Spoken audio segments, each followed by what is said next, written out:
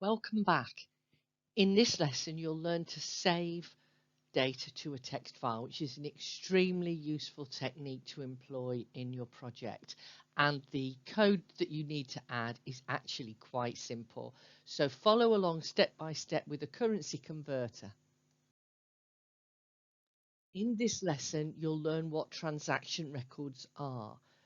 You'll create a string variable which will store records of every transaction done with the currency converter, and then add code to the close app procedure so that your string variable is saved to a text file on exit.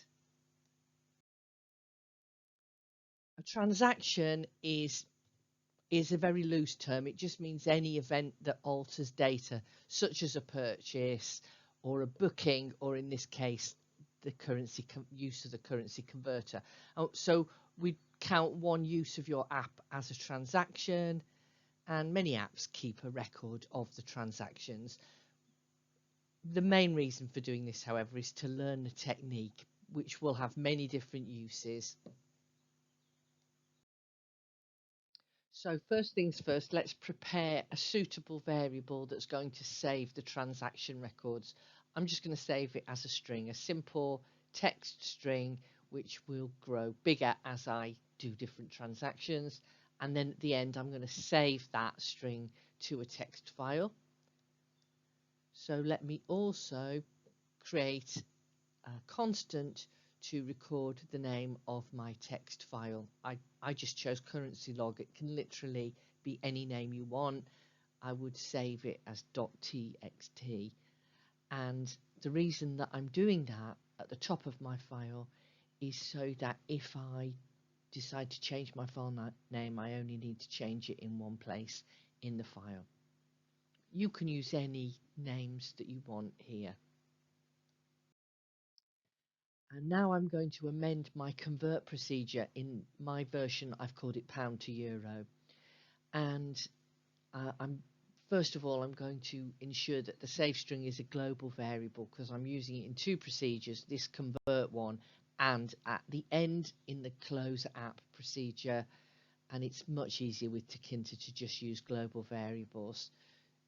If you're anxious about that, put a note about that in your write-up of your project, and that shows that you've considered the issue. Okay, now the next code that we have to add will be at the bottom of this convert procedure, because I'm going to record the number of pounds and the number of euros, the equivalent number of euros.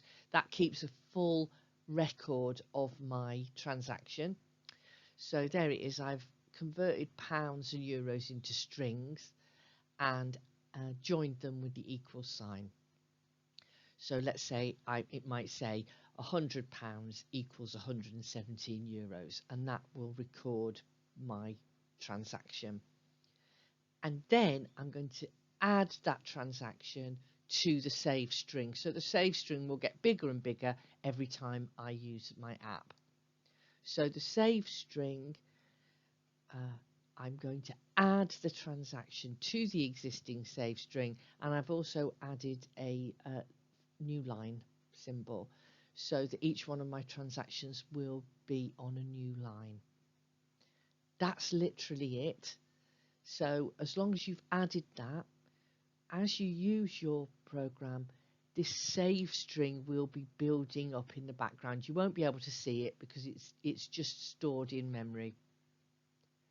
Okay, there's only one more change to make.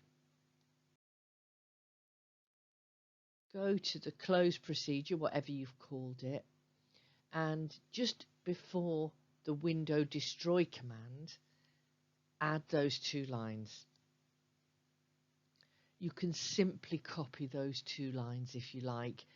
Notice that file name is the constant that I created, and save string is the variable that I created, but you could use obviously any names that suit you. The A there, so it says with open file name A, that means append. If I change that to a W, then every time I save, it would overwrite what's there before. But I decided I wanted to append, so I want my save file to get bigger and bigger each time. That's it. So if you add those lines that I've just shown you on the last two slides to your currency converter, it will work. Check your Python folder because that's where the file will save. There it is. You can see I created a currency converter and I've run it, and it's made that currency log that you can see there. And if I open the currency log file, it looks something like that. You can see it's just saved every single one of my transactions, on each one on a fresh line, because I added that n command, and it works. And that is quite a useful function to be able to add. You can add it to virtually any app, and it shows that you're making good use of Python. So these are the tasks for you to do. Go through this presentation and follow the commands to add a simple transaction log to the currency converter. My transactions are extremely simple. My transaction records, just the pounds equals the euros. You could enhance that a lot. You could add extra text. You could add the pound and euro symbol, for example. You could store the date and time of the transaction. And you can also go on and implement save to file in your own coursework. You could just have a transaction log, or you could save anything else that you think is useful. For instance, if your project is a game, you could just save the player's name and their score. That's just an example. So have a go at that. I am going to add over the next week or so some more tkinter extras, which you can use or not as you wish. Bye for now.